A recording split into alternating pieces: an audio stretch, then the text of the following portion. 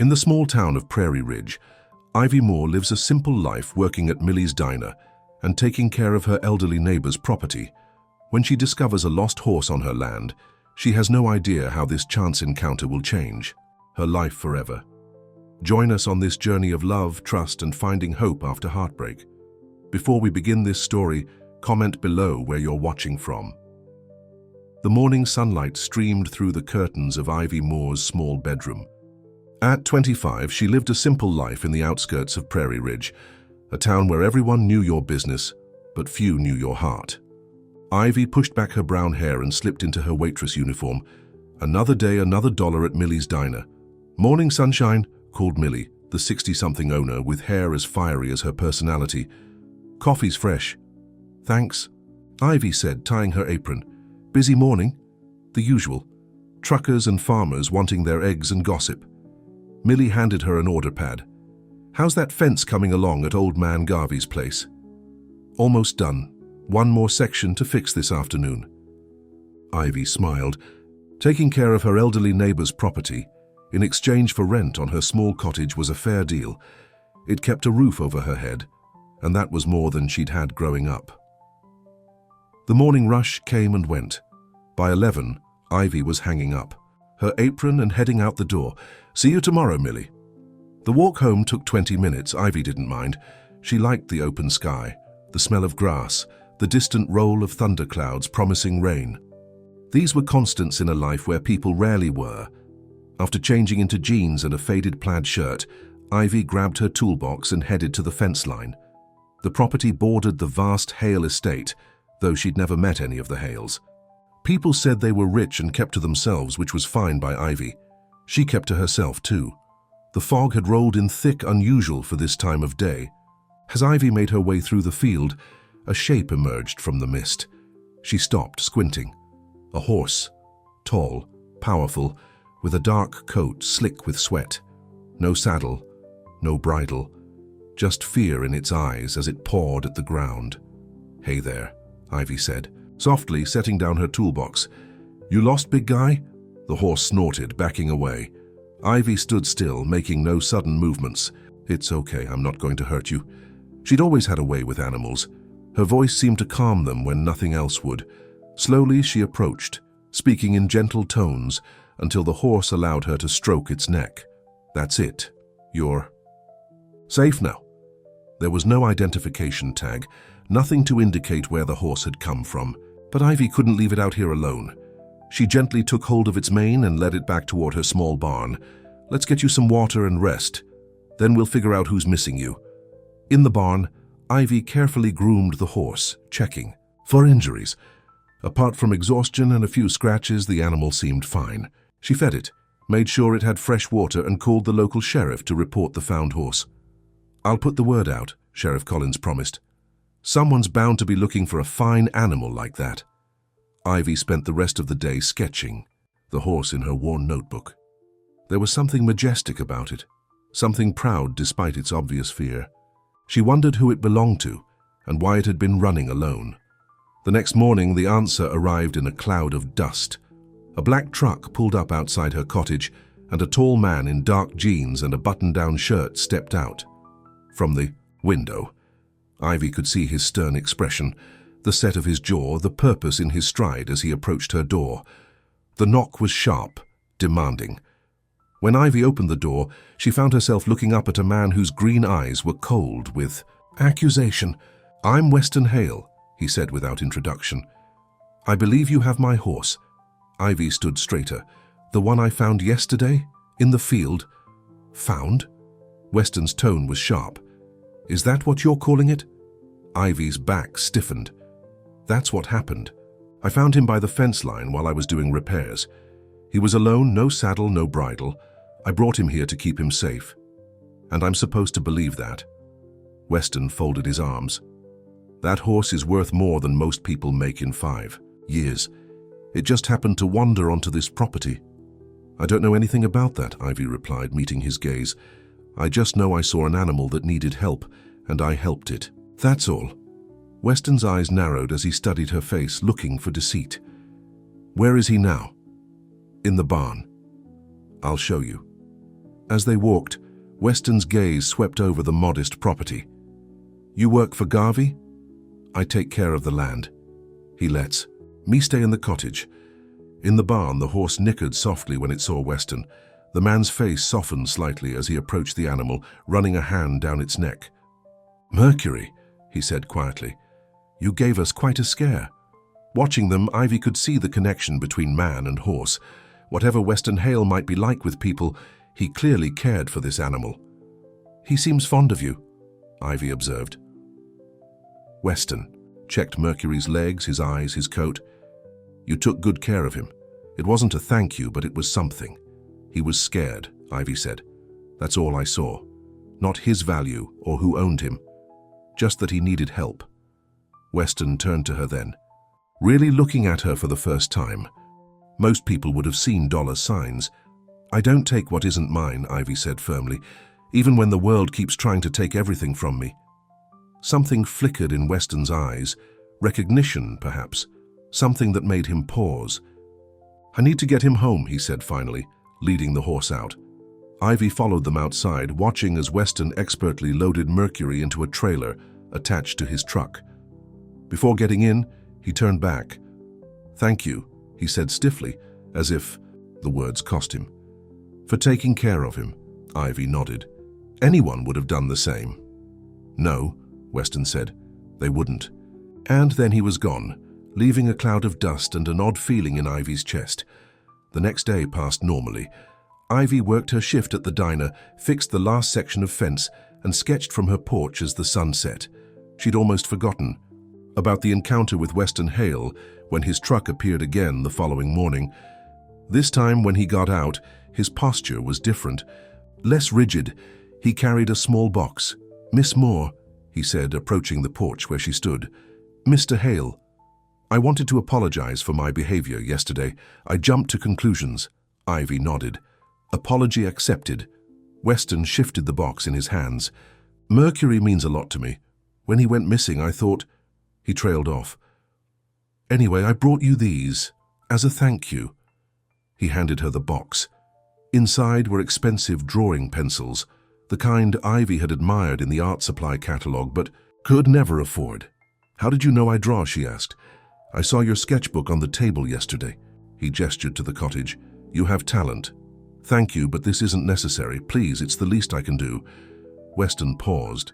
"There's something else." Ivy waited, curious. "My regular animal handler is away for a month. Family emergency. I could use some help on the property. With the horses mainly, it would be paid, of course." Ivy blinked in surprise. "You want to hire me?" "You have a way with animals. Mercury isn't usually good with strangers, but he took to you." Weston's voice was businesslike. "It would be temporary, just until Jim returns." Ivy thought about it. Extra money would help. And she'd always loved working with animals more than serving coffee to grumpy customers. "All right," she said. "When do I start?" "Tomorrow morning, 6 o'clock. As Weston turned to leave, Ivy called after him. "Why me? You don't even know me." He stopped, his back to her. "Sometimes you just know who you can trust." The Hale estate was even larger than rumors suggested. As Ivy drove her old pickup through the gates the next morning, she felt like she was entering another world. The main house sat on a hill, imposing and elegant. Surrounding it were acres of well-kept pastures, stables, and outbuildings. Weston was waiting for her by the main stable, dressed in work clothes that still looked expensive. "Morning," he said. "Ready to get started?" The work was hard, but satisfying. Weston showed her around, introduced her to the 6 horses he kept, explained their routines and needs. He was different here, more at ease, less guarded. When he spoke about the animals, genuine warmth entered his voice. By midday, they were working side by side, mucking out stalls. Ivy noticed how Weston put his back into the work despite his wealth. He wasn't afraid to get his hands dirty. "How long have you lived here?" she asked during a water break. "All my life. The farm's been in the family for generations." He gazed out at the fields. "My parents built it into what it is today. After they died, I took over." "I'm sorry about your parents," Weston nodded. "It was a long time ago." He hesitated. "What about you? You're not originally from around here, are you?" "No," Ivy admitted. "I moved here 3 years ago, needed a fresh start." She didn't elaborate, and Weston didn't push. They went back to work, the silence between them comfortable rather than awkward. Days turned into weeks. Ivy found herself looking forward to mornings at the Hale estate. Weston was a fair employer, and as they worked together, his initial suspicion gave way to something else. Respect, maybe, or understanding. She noticed things about him. The way he always checked on Mercury first, how he worked until a job was done right, no matter how long it took. The sadness that sometimes crept into his eyes when he thought no one was looking. And Weston noticed things about her too. How gentle she was with even the most difficult animals. The quiet strength in her small frame. The way she never complained. Never asked for more than what was offered. One evening, as they finished late after a fence repair, Weston surprised her. "Would you like to stay for dinner? Mrs. Larson always makes too much." Ivy hesitated, then nodded. "I'd like that." The housekeeper had indeed prepared enough food for an army. They ate in the kitchen rather than the formal dining room, which Ivy appreciated. The conversation flowed easier than she expected, touching on horses, farming, the changing seasons. "You're good with the animals," Weston said, as Mrs. Larson served apple pie. "Better than Jim, if I'm honest." "I've always connected with them," Ivy admitted. "They don't judge, they just accept." "Unlike people," Ivy met his eyes. "Unlike most people." Something shifted between them that night. A door opened, just a crack, enough to let some light through. As Weston walked her to her truck, their hands brushed briefly over the gate latch. Neither pulled away immediately. "Same time tomorrow?" he asked. "I'll be here," she promised. Driving home under a sky full of stars, Ivy realized something was happening. Something unexpected and maybe dangerous. She was beginning to care for Weston Hale. And from the way he'd looked at her tonight, like she was a puzzle he wanted to solve, she suspected he might be beginning to care for her too. The weeks passed, quickly at the Hale estate. What had started as temporary help was stretching into its 3rd week, and neither Ivy nor Weston mentioned an end date. There was always another task that needed doing, another fence to mend, another horse to tend to. One morning, dark clouds rolled in, promising a heavy storm. Ivy arrived at the stables to find Weston already there, moving feed bags to hire. "Ground? Weather service says it's going to be a bad one," he said, nodding toward the sky. "Better get the horses into the inner stalls." They worked together efficiently, moving the animals to safer areas.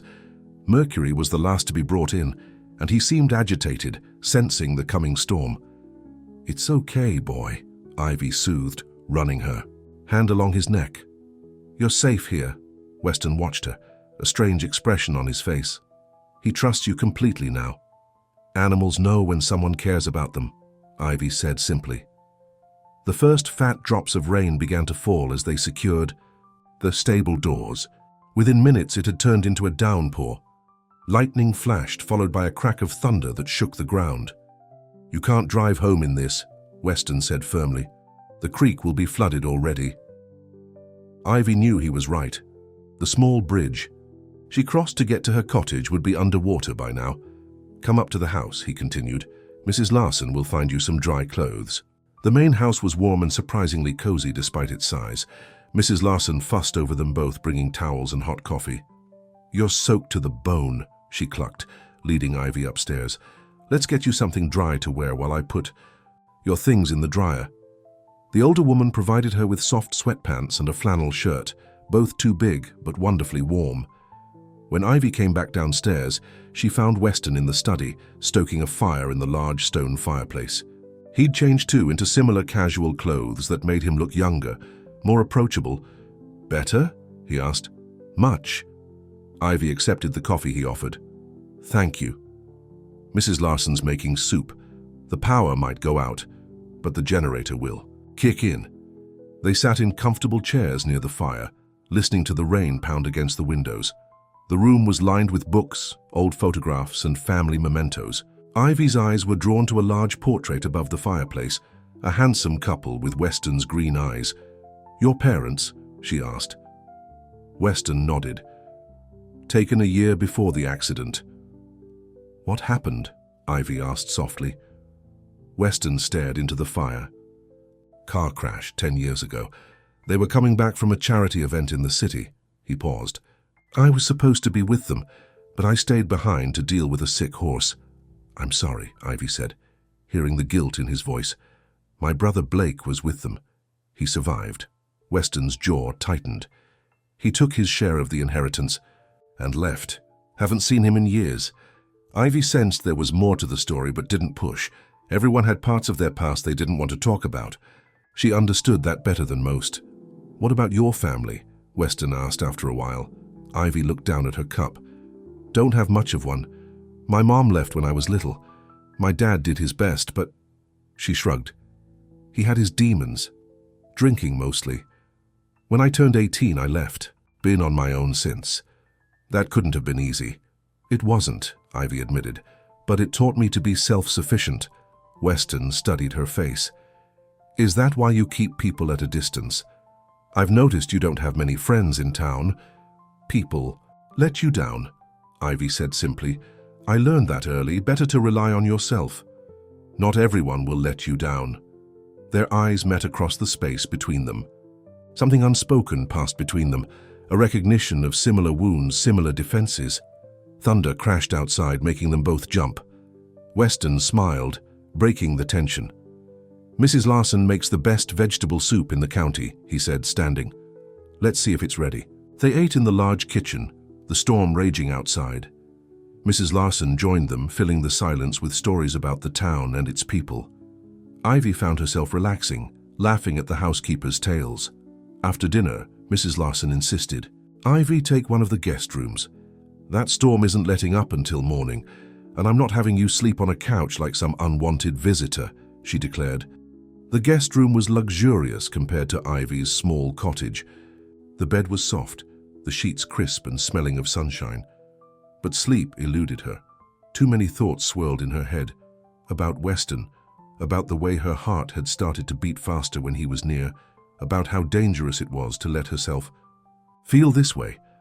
Around midnight, a particularly loud crash of thunder jolted her fully awake. Deciding to get some water, she made her way quietly downstairs. The house was dark except for a light coming from the study. Thinking Weston had left it on, she peeked in to turn it off. But he was there, sitting in the same chair as earlier, staring at an old photograph. Couldn't sleep? She asked softly. He looked up, not startled, but not expecting her either. The storm always keeps me up. Ivy entered the room, drawn by the sadness in his voice. Bad memories? My parents died on a night like this. He set the photo down. It showed him as a younger man, standing between his parents, a slightly shorter, young man beside them. Blake and I haven't spoken since the funeral. Why not? Weston sighed. We never got along, even as kids. After they died, things got worse. He thought I was trying to control everything. I thought he was being reckless with their legacy. He ran a hand through his hair. The truth is, I was jealous. Of what? He was always their favorite. The charming one. The one who could make everyone smile. I was just reliable. There was no bitterness in Weston's voice, just old pain. When he took his inheritance and left without a word, it felt like final confirmation. That must have hurt, Ivy said quietly. It did. But looking back, I wasn't easy to be around back then. Grief made me harder, colder. He glanced at her. Some would say I still am. I wouldn't, Ivy said honestly. Weston's expression softened. No, you wouldn't. You see things others don't. The air between them seemed to thicken. Ivy was suddenly very aware of how close they were sitting, of the firelight playing across his features, of the way his eyes never left her face. I should... Get back to bed, she said, standing abruptly. Weston stood too. Of course, good night, Ivy. Good night, she echoed, hurrying from the room before she could do something foolish, like lean into the warmth she saw in his eyes. The storm passed overnight, leaving puddles and broken branches in its wake. After breakfast, Weston drove Ivy back to her cottage to check for damage. Nothing major, she said with relief after a quick inspection. Just a few shingles missing. I'll send someone over to fix it, Weston said, already pulling out his phone. You don't have to do that. Please, let me help. His voice was gentle but firm. That's what friends do. Friends.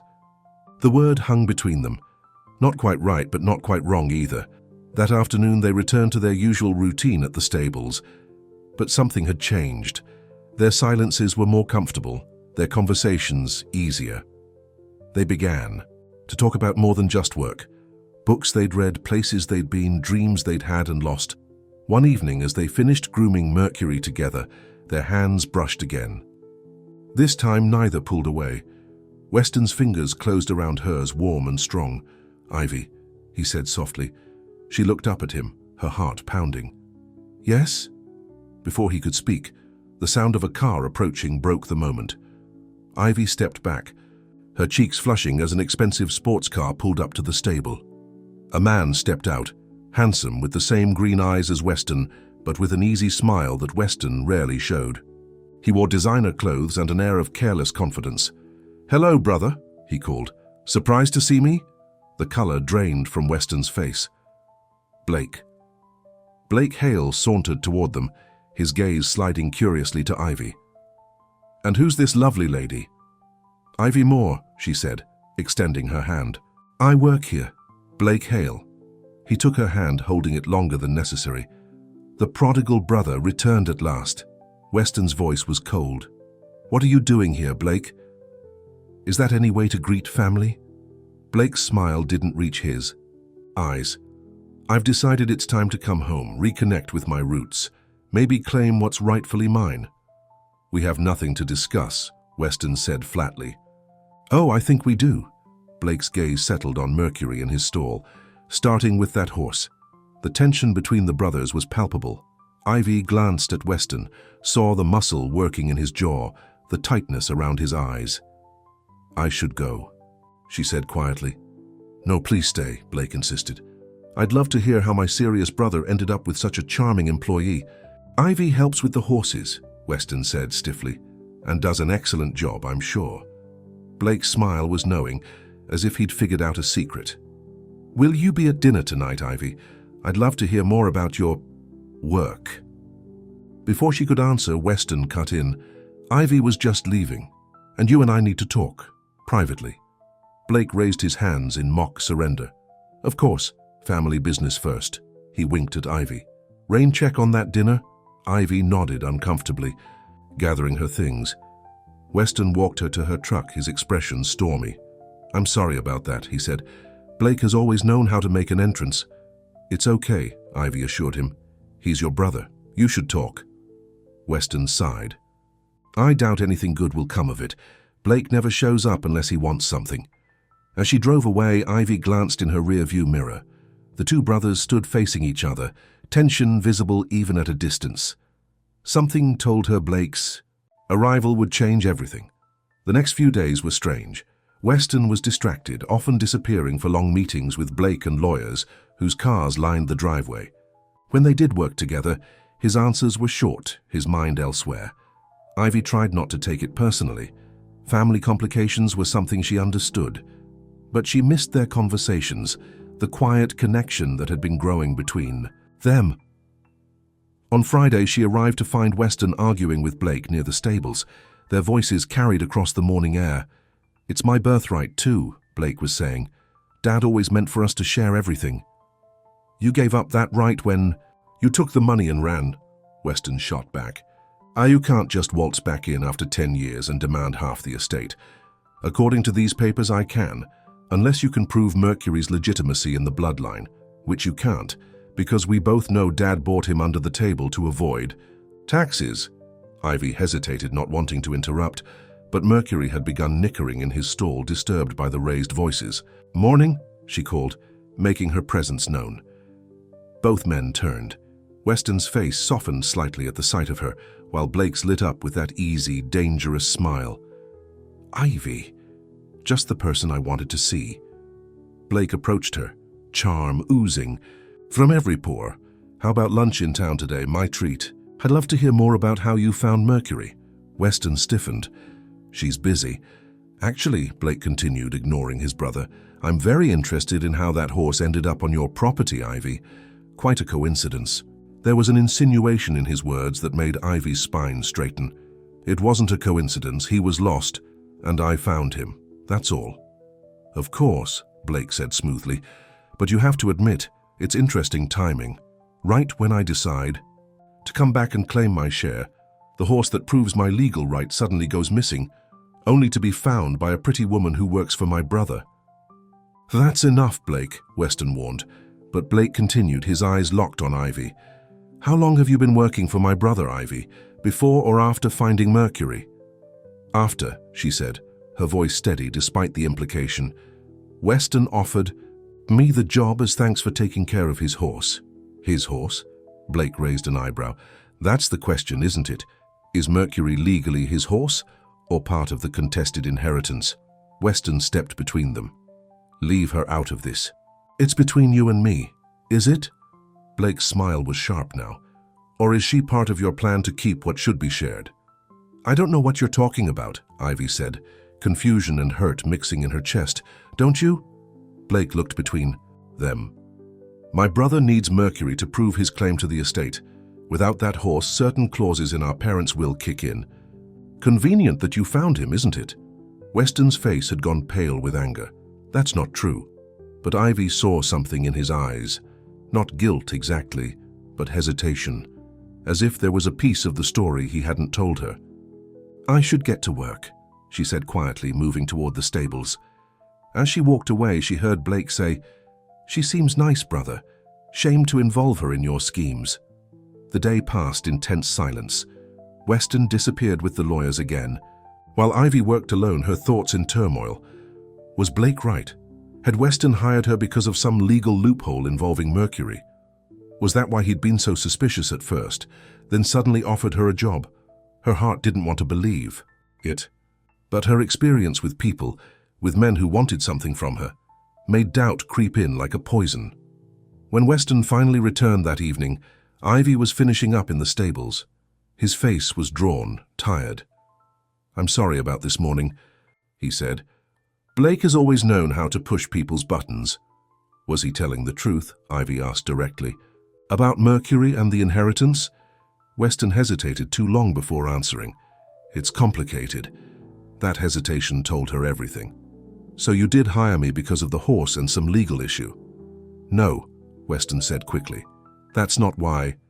Then, why? Ivy demanded, hurt making her voice sharper than intended. Why offer a job to a stranger who found your horse? Weston ran a hand through his hair in frustration. Yes, Mercury is important to the inheritance. My father bought him from a breeder who didn't register all his stock properly. Without Mercury and proof of his lineage, Blake can claim half the estate under the terms of the will. And you didn't think to mention this when you hired me? It wasn't relevant. I hired you because you were good with him, not because of any legal issue. Ivy wanted to believe him. But the timing, Blake's accusations, Weston's omission, it all created a picture she couldn't ignore. I think I should go, she said quietly. Ivy, please. Weston reached for her hand. Blake is trying to create problems between us. Don't let him. Us? Ivy pulled away. Is there an us, Weston? Or am I just the person who happened to find your valuable horse? The pain in his eyes seemed genuine. You know it's more than that. Do I? Ivy picked up her bag. I thought I was starting to know you. Now I'm not so sure. She walked to her truck, heart heavy. Weston followed. Let me explain properly, he pleaded. Come to dinner tomorrow, I'll tell you everything. Ivy hesitated, then nodded. Okay, tomorrow. But as she drove home, doubts crowded her mind. She'd been down this road before, caring for someone who turned, out to want something from her, who saw her as useful rather than valuable, and she'd promised herself never to be in that position again. That night, Ivy barely slept. Every time she closed her eyes, she saw Weston's face, the hurt in his expression. When she'd questioned his motives, part of her wanted to believe him, to trust that his interest in her was genuine. But experience had taught her caution. By morning, she'd made up her mind. She would go to dinner, hear him out, and then decide. Everyone deserved a chance to explain. She spent the day working at Millie's, grateful for the distraction of coffee, pots and customer orders. "You look like you're carrying the weight of the world," Millie observed during a lull. "Trouble at the Hale place?" Ivy shrugged. "Just complicated." "Men usually are," Millie said wisely, "especially ones with money and family issues. How did you know?" "Honey, this is a small town, people talk. And the way Weston Hale looks at you when he picks up his morning coffee isn't exactly subtle." Ivy felt her cheeks warm. "He comes here?" "Started about 2 weeks after you began working for him. Always on your days off. Sits by the window, nursing. A black coffee, asking casual questions about you." This was news to Ivy. "What kind of questions?" "Nothing creepy," Millie assured her. "Just interested. Where you came from. If you were happy here. Whether you were seeing anyone." Ivy's heart gave a traitorous little jump. "And what did you tell him?" "The truth. That you're a private person who works hard and doesn't let many people in." Millie patted her hand. "But that anyone who earned your trust would be getting something precious." After her shift, Ivy went home to change for dinner. She chose a simple blue dress, nothing fancy, but nicer than her usual jeans and plaid shirts. As she drove to the Hale estate, nerves fluttered in her stomach. The main house was lit up against the evening sky. Mrs. Larson greeted her at the door with a warm smile. "He's waiting for you in the dining room, dear. Go on in." The large table was set for two, with candles and flowers creating an intimate atmosphere despite the room's size. Weston stood when she entered, his eyes taking in her appearance with clear appreciation. "You look beautiful," he said. "Thank you." Ivy tried to keep her guard up, but it was difficult when he looked at her that way. "You wanted to talk?" "Yes." He pulled out her chair. "But first, let's eat. Mrs. Larson will be offended if her pot roast gets cold." Dinner was delicious, but Ivy barely tasted it. She was too aware of Weston across from her, of the things left unsaid between them. Finally, as Mrs. Larson cleared the plates, Weston took a deep breath. "About Mercury and Blake's claims?" "I'm listening," Ivy said quietly. Weston's eyes met hers. "It's true that Mercury is important to the estate. My father bought him from her breeder who didn't always follow proper registration procedures. Without proof of his lineage and ownership, certain clauses in my parents' will could give Blake leverage to claim half the estate." "Why didn't you tell me this from the beginning?" "Because it wasn't why I hired you." Weston leaned forward. "Yes, I was suspicious when you found him. It seemed too convenient. But once I saw how you were with him, how genuine your care was..." He paused. "I hired you because you have a gift with animals, not because of any legal strategy." Ivy wanted to believe him. "And us, the time we've spent together? That had nothing to do with Mercury or Blake or inheritance." His voice softened. "It had everything to do with you, with how I feel when I'm with you." The sincerity in his eyes made her breath catch. "And how is that? Like maybe I don't have to be alone anymore." He reached across the table, his hand open, an invitation. "Like maybe there's someone who sees me, not just the Hale name or the farm or the money, but me." Ivy hesitated, then placed her hand in his. "I want to believe you." "Then believe me," he said simply. "I've never felt this way about anyone, Ivy. I didn't plan it, didn't expect it. But here we are." The moment hung between them, full of possibility. Then the dining room door swung open, and Blake strode in. "Sorry to interrupt your romantic evening," he said, not looking sorry at all. "But we have a situation, brother." Weston's jaw tightened. "Whatever it is, it can wait." "I'm afraid it can't." Blake tossed a folder onto the table. "My lawyer just delivered these papers. Unless you can prove Mercury's legitimate registration, I'm entitled to half the estate, effective immediately." Ivy started to stand. "I should go." "No, please stay, Ivy," Blake said with false politeness. "After all, you're central to this whole situation." "Leave her out of it," Weston warned. Blake ignored him, turning to Ivy. "Did my brother tell you the whole story? About how Mercury disappeared the same day I announced my return?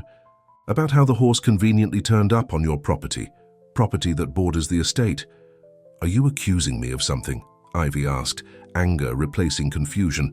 I'm just pointing out facts. Mercury goes missing. You find him. Weston hires you and starts bringing you into his life. Rather convenient timing, wouldn't you say? Weston stood so quickly his chair nearly toppled. That's enough, Blake. You're not welcome here tonight. It's half my house, Blake reminded him. Or it will be once the judge reviews these papers. He smiled at Ivy.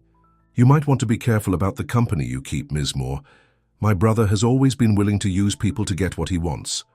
With that parting shot, he sauntered out, leaving a heavy silence behind him. Ivy looked at Weston, searching, his face for the truth. Did Mercury really disappear the same day Blake announced his return? Weston sighed. Yes, but I didn't arrange it, if that's what you're asking.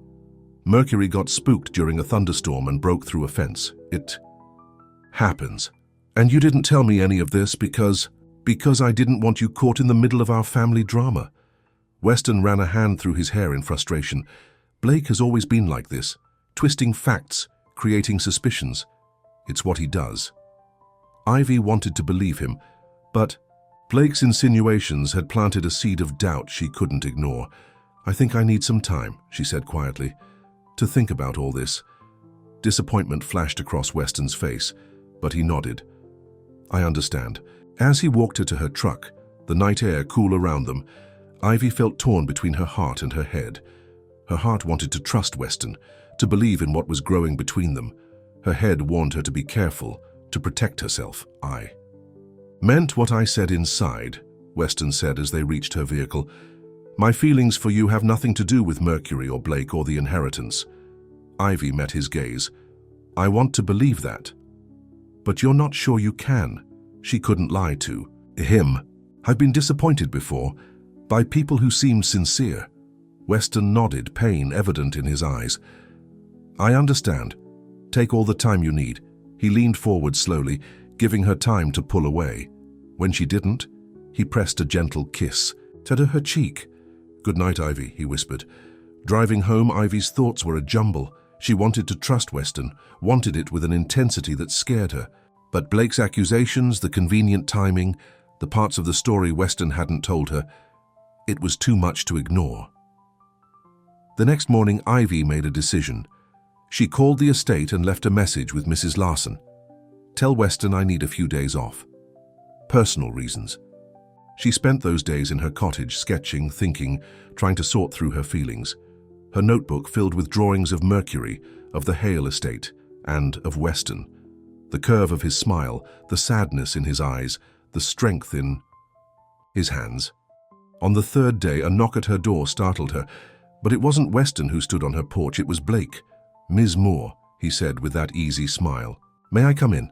I think we should talk. Reluctantly, Ivy let him in. Her small cottage seemed to shrink with his presence. What do you want, Blake? To clear the air. He looked around, taking in her simple furnishings, the sketchbook open on the table. I may have been too harsh the other night, too suspicious.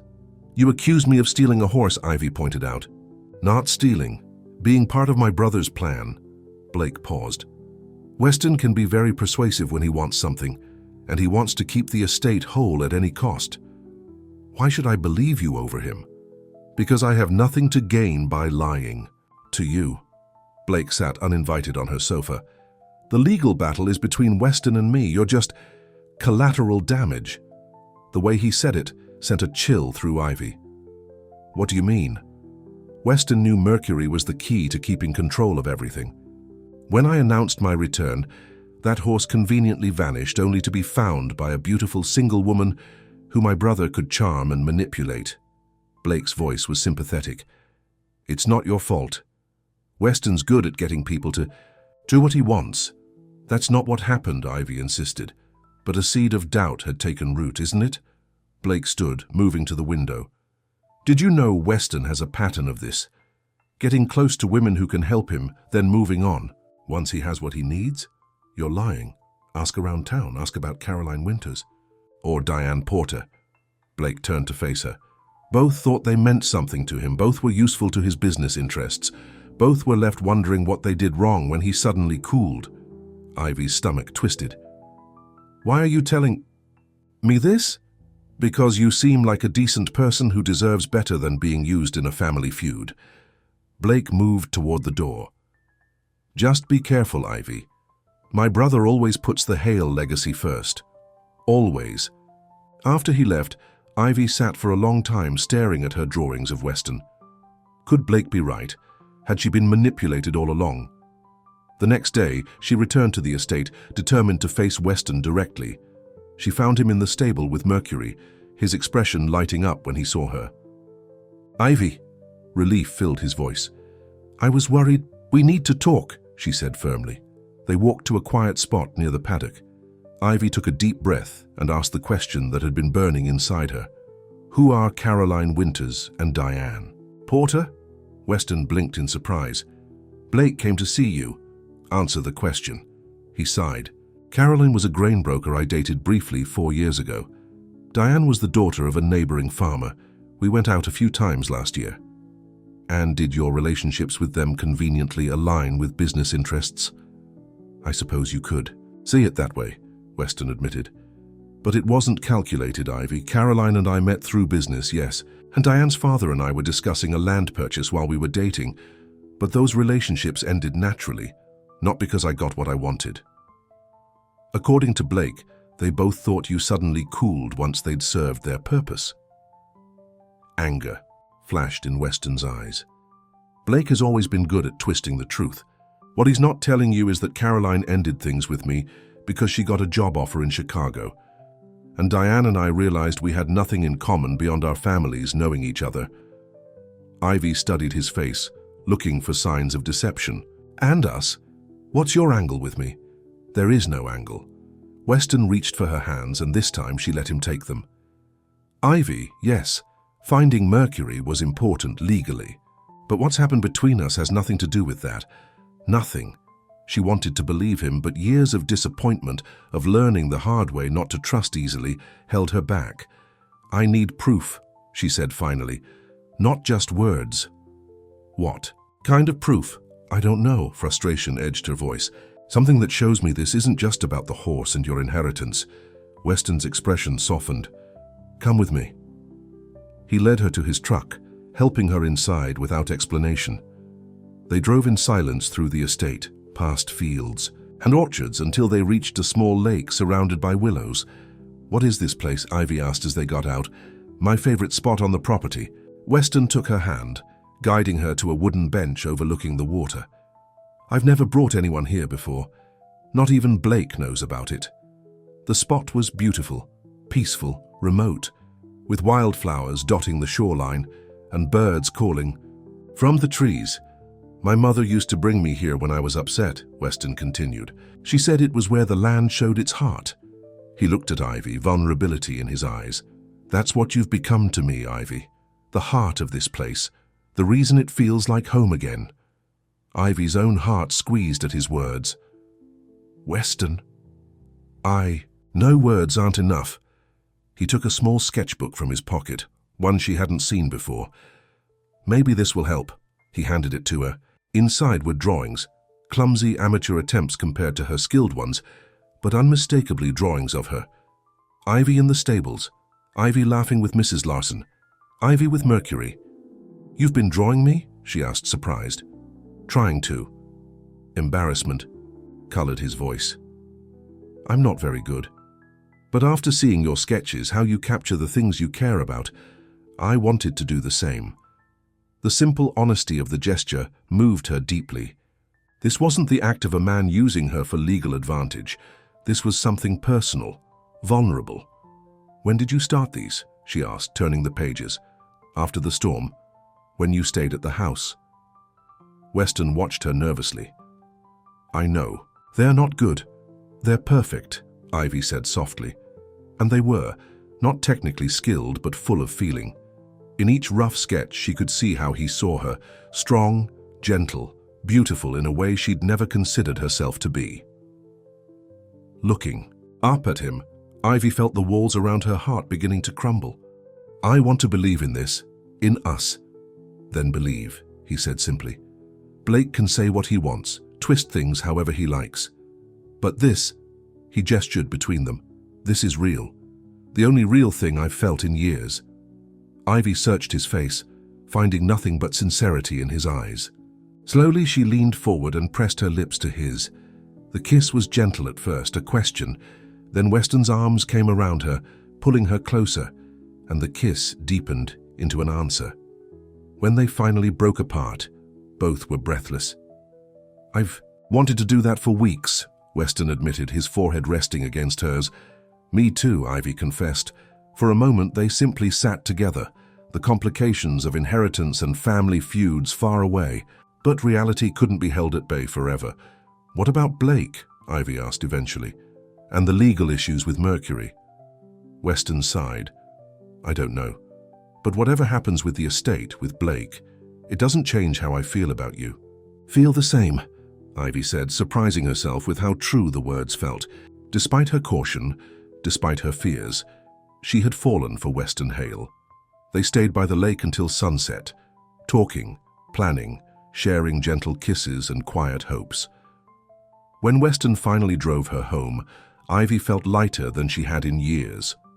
But as she watched his truck disappear down the road, a nagging worry remained. Blake wasn't going to give up easily, and his accusations, while twisted, contained just enough truth to be dangerous.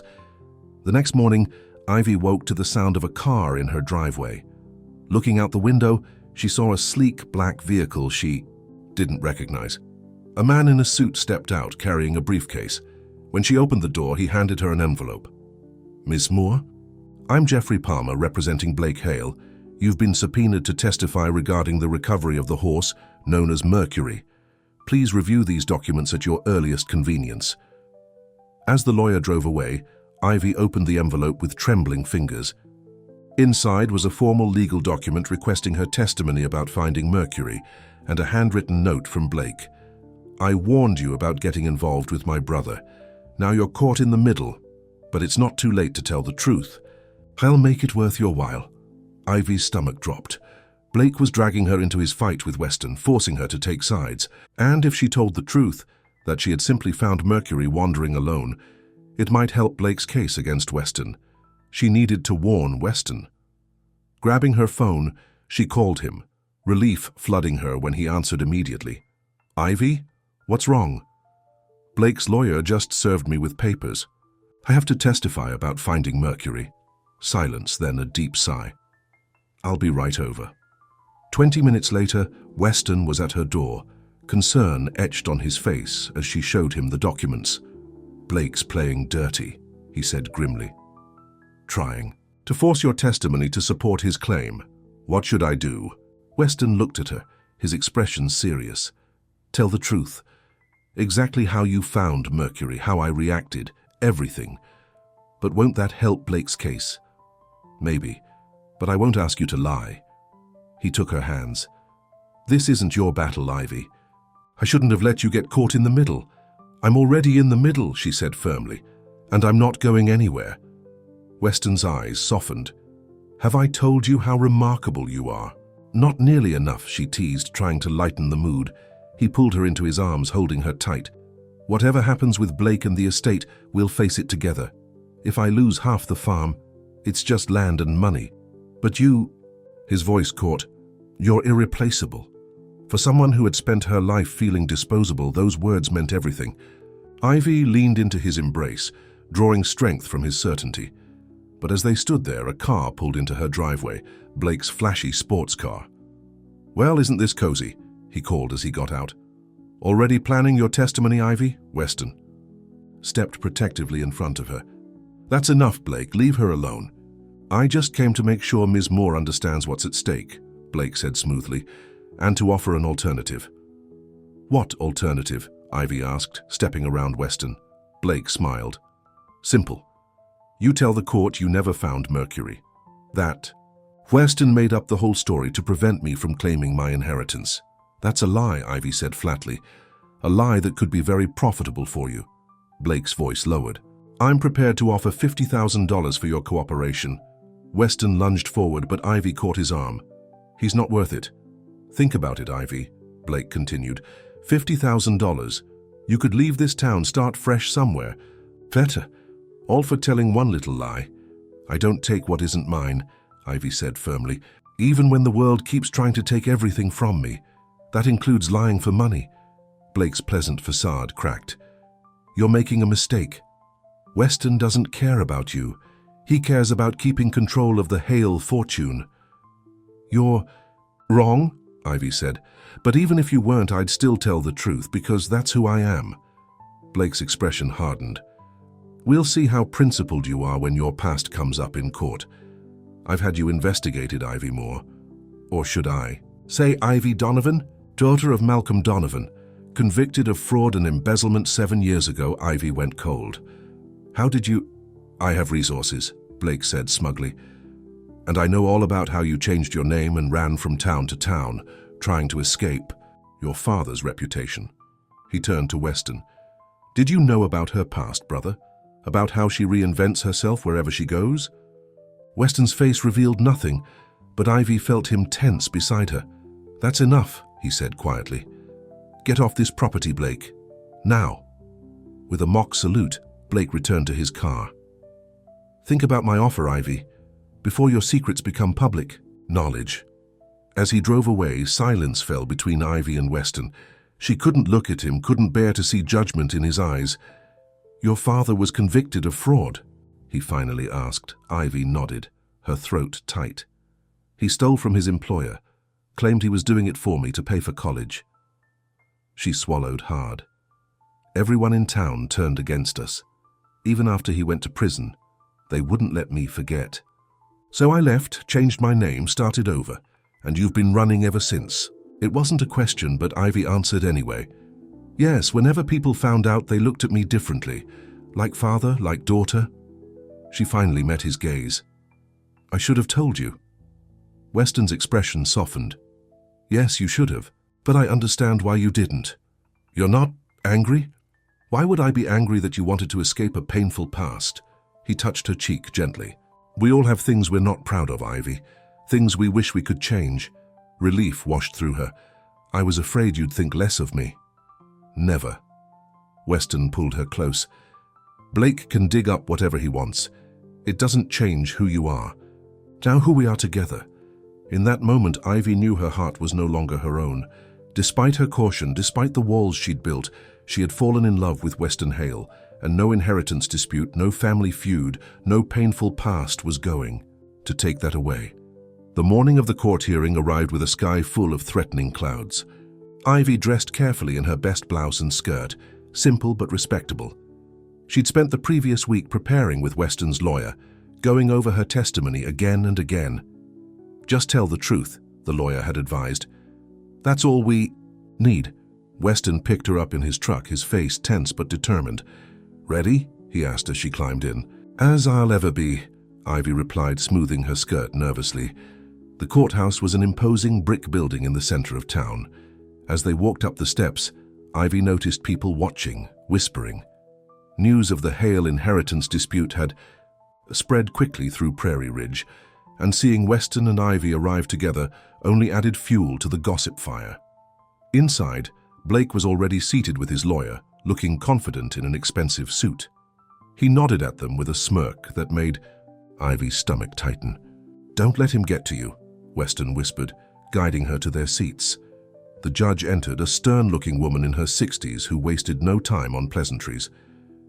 We're here to determine the validity of Blake Hale's claim to half of the Hale estate, specifically regarding the ownership status of the horse known as Mercury, she announced. Let's begin. Blake's lawyer went first, presenting their case. According to him, Mercury had never been properly registered, making him ineligible as proof of lineage for inheritance purposes. Furthermore, he claimed, the horse's convenient disappearance and recovery was suspicious at best, fraudulent at worst. We will show that Weston Hale orchestrated this entire situation to prevent my client from claiming his rightful inheritance, the lawyer concluded. When it was their turn, Weston's lawyer argued that their father had indeed registered Mercury, but through alternative means due to the breeder's unique situation. As for the horse's disappearance, it was nothing more than an accident during a storm. Ms. Moore's discovery of Mercury was fortunate, but entirely coincidental, he stated. She had no prior connection to Mr. Hale or the estate. As witnesses were called, Ivy sat rigid with tension. Blake testified first, painting a picture of a brother determined to keep everything for himself, willing to manipulate people and circumstances to do so. "My brother has always been possessive of what he considers his," Blake said smoothly. "When I announced my return and intention to claim my share, it's no coincidence that the one horse that could secure his claim suddenly went missing." Weston testified next, his voice steady as he recounted the night of the storm, discovering Mercury, missing and learning that Ivy had found him. "I had no prior knowledge of Ms. Moore," he stated firmly. "Our relationship developed after she found Mercury, not before." "And the nature of this relationship?" Blake's lawyer asked with an insinuating tone. Weston's jaw tightened. "That's personal and irrelevant to these proceedings." "I disagree," the lawyer pressed. "If you began a romantic relationship with Ms. Moore shortly after she found your horse, it speaks to potential manipulation." "Objection," Weston's lawyer called. "Speculation and irrelevant." "I'll allow it," the judge said. "Please answer." "Mr. Hale." Weston looked directly at Ivy as he spoke. "Yes, Ivy and I have developed a personal relationship, but it came about naturally over time through working together. There was no manipulation involved." Finally, it was Ivy's turn. As she took the stand and swore to tell the truth, her heart pounded. Blake's lawyer approached, his smile not reaching his eyes.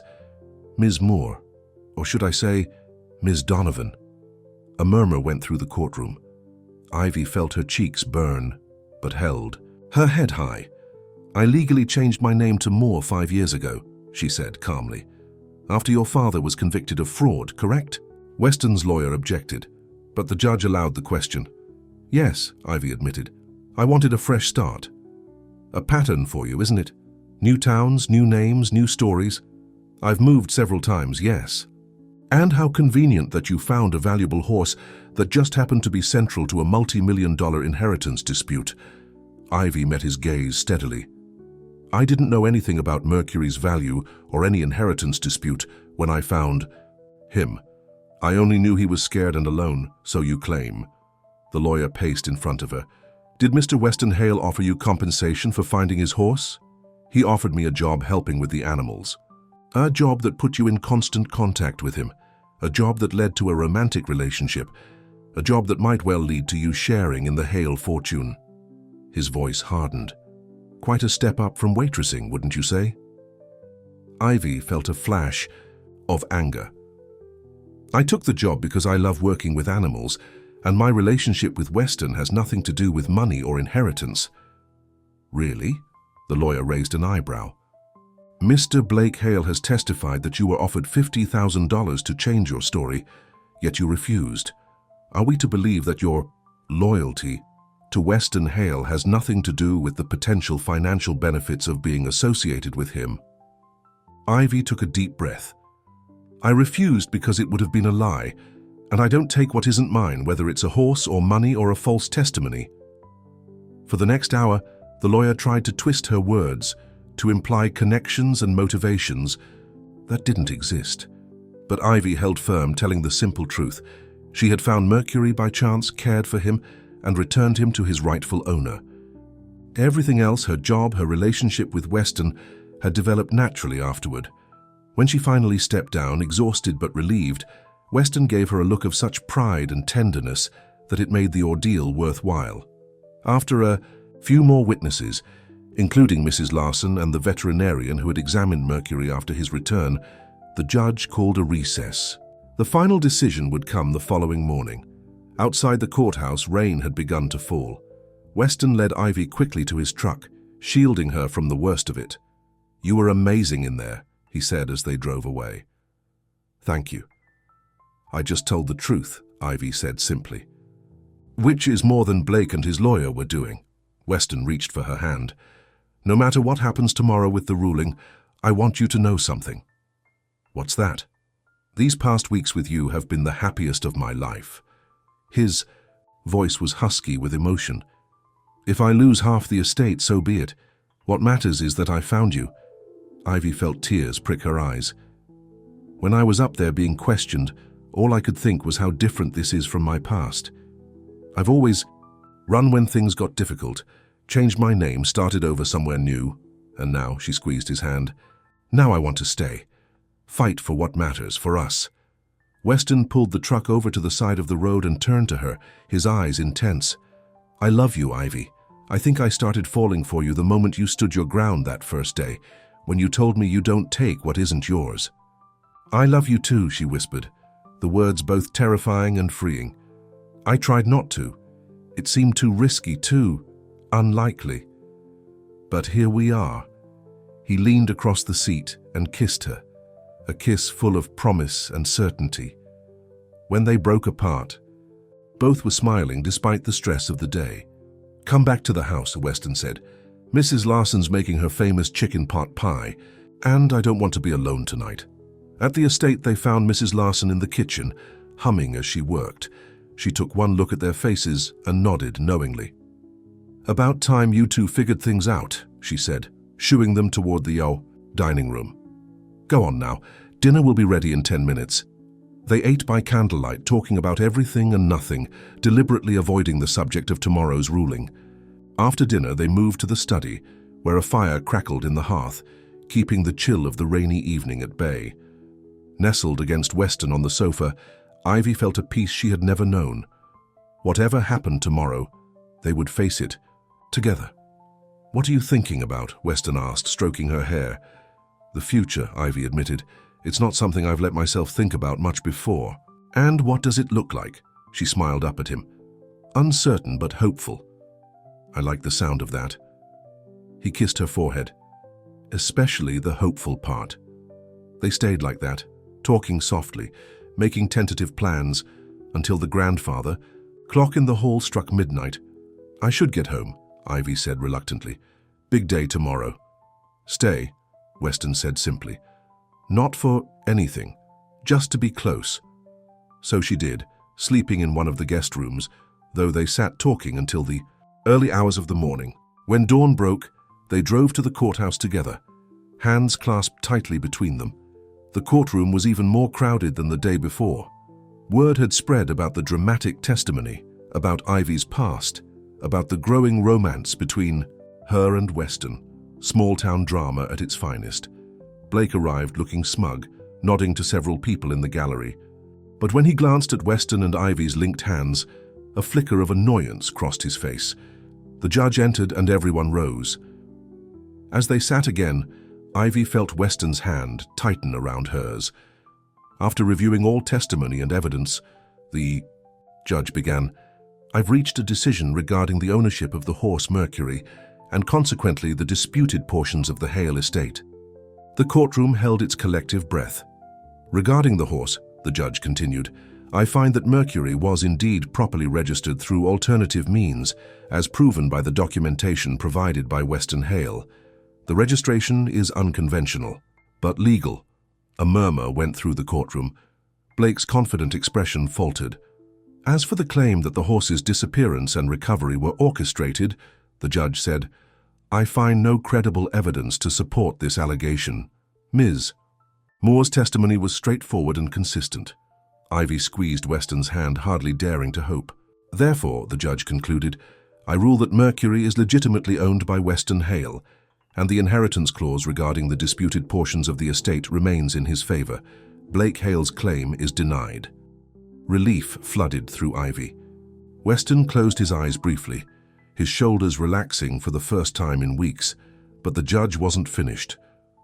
"However," she added, looking directly at Blake, "I am concerned by testimony suggesting that you offered money to Ms. Moore in exchange for false testimony. This court takes a dim view of witness tampering. I am referring this matter to the district attorney for further investigation." Blake's face paled. His lawyer leaned in, whispering urgently.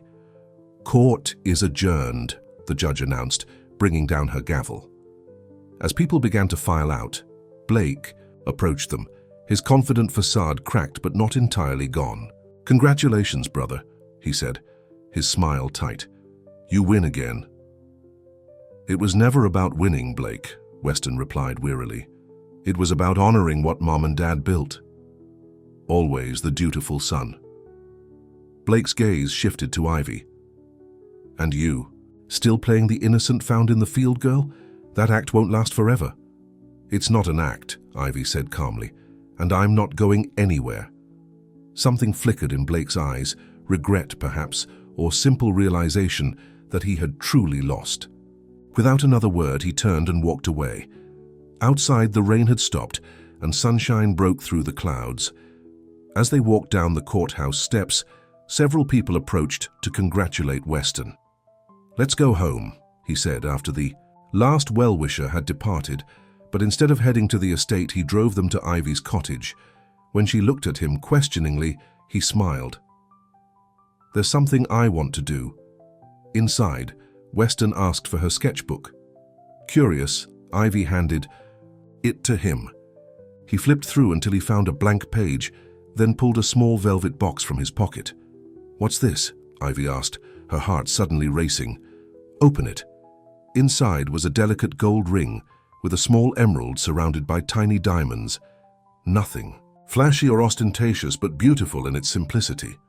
"It was my mother's," Weston explained. "Not her engagement ring, that was much more elaborate. This was her everyday ring, the one she wore when she was working with the horses or in the garden." "Weston," Ivy began, her voice shaky. "I'm not proposing," he said quickly. "Not yet. That would be rushing things, and we've both had enough drama." Relief and a tiny bit of disappointment mingled in Ivy's chest. "Then what?" "Say it's a promise," he said, taking the ring and placing it in her palm. "That whatever comes next, we face it together. No more running for you. No more isolation for me." He picked up the sketchbook and handed her a pencil. "Draw it," he said, softly. "So we'll always remember this moment." With slightly trembling fingers, Ivy sketched the ring, adding the date and a simple caption. "A promise." When she finished, Weston took the pencil and added his own words beneath hers. For a future, uncertain but hopeful. Tears blurred Ivy's vision as she read the words. She slipped the ring onto her right hand, where it fit, as if made for her. "It's perfect," she whispered. Weston gathered her into his arms. "You're perfect. Found in a field like some miracle I didn't know I was looking for. And you," Ivy said, touching his face, "were the reason I finally stopped running." Outside, Mercury nickered from the small barn where Weston had brought him earlier, as if adding his approval to their promise. 2 months later, Ivy moved into the Hale estate, not into Weston's room, but into a suite of her own on the same floor. They were taking things slowly, building a foundation of trust and understanding. Blake had left town after the district attorney began investigating the witness tampering allegations. Rumor had it he'd gone overseas, but no one knew for certain. The estate thrived under their joint care. Ivy's touch brought new life to the gardens, while her way with the animals improved the horse breeding program significantly. Her sketches of the property and its inhabitants became popular at the local art fair, where she had begun selling her work, and every morning they woke up to the promise of another day together, another chance to heal old wounds, to build something lasting to be found by each other again and again. One evening, as the sun set over the fields where Mercury had once wandered alone, Weston found Ivy sketching on the porch. "What are you drawing?" he asked, sitting beside her. She turned the pad so he could see a sketch of the two of them, standing together by the barn, looking toward the horizon. "It's called Found," she said, "because that's what we did. We found each other." Weston smiled, pressing a kiss to her temple. "And we're never letting go." As night fell over the Hale estate, the promise remained, of a life no longer defined by loss or loneliness, but by the miracle of being truly seen and truly loved. Of a future that, while uncertain, was filled with more hope than either had dared to dream. The end.